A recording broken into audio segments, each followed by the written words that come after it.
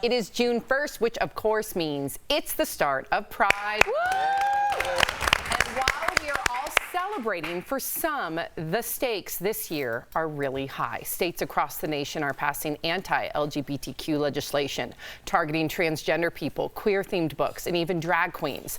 And these are all things we've talked a lot about on this show. So today we thought we'd bring it back to the basics, okay? Like, what does LGBTQIA+ even really mean? Do you know what every single one of those stands for? No. Okay, so let's start, okay? Let's start with L. L is for lesbian, which is the preferred term for women who are attracted to other women. G is for gay, which is used to describe men and women attracted to the same sex, though lesbian is the more common term for women. B is for bisexual. This is an individual attracted to more than one gender.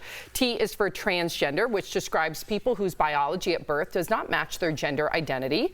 Q is for both queer or questioning. Queer used to be a derogatory term for gay, but is being reclaimed and is now used as a self-affirming umbrella term. Questioning refers to people still exploring their sexuality. I is for intersex. That's the term for people born with genitalia, chromosomes, or reproductive organs that don't fit typical definitions for males or females at birth.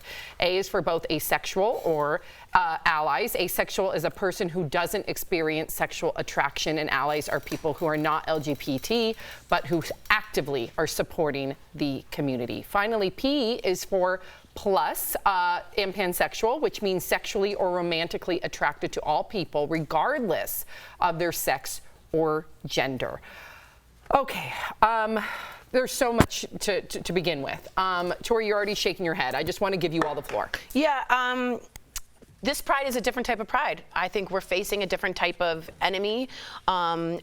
I remember we legalized same-sex marriage, things were going well, and to me, we've gone a bit backwards. So when you celebrate pride and you celebrate your queer brothers and sisters, your LGBTQIA+ brothers and sisters, remember this is a hard season for them, a hard place, and that if you want to speak up, you got to speak up louder, because the other side is coming in strong. Wow. And coming in strong, not only for, I mean, it used to, I remember being, I've done Pride like in Chicago 15, 20 years ago, like in Denver, Sacramento, everywhere, you know, everyone's doing Pride, right? And there's always this one particular place where a bunch of people who are homophobic come out and they're super loud and proud with their banners and basically telling everybody that they're going to hell. Well, now it's like, not just on the front of the church steps, right, which Erica. generally that's where the stop is. Right. It's everywhere. And like for people who, like yesterday I received this message, and just to be very clear, I don't see a lot of messages that are like going off on me because I have something else for that. But this one came through, and this person spent a lot of time, and I didn't read the essay that they wrote, but the first few messages were basically like, how dare you speak up for everything that I am against, everything that my God says this and my God says that. And my question is, how dare you, first of all, come find me and come on to my Instagram, into my space, where you can say whatever you want, thinking that your opinion matters. The idea of everyone can have their opinions.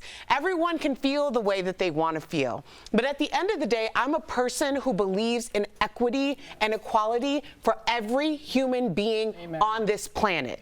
So if you have a problem with that because you feel like your life is so much more valuable than anyone else on this planet, I have news for you. We don't care about you either. It's energy. Everything that you give, you're going to get right back. And that's why you're so miserable to write a paragraph to tell me that people who identify as LGBTQIA+ don't matter. Guess what? We don't think you matter.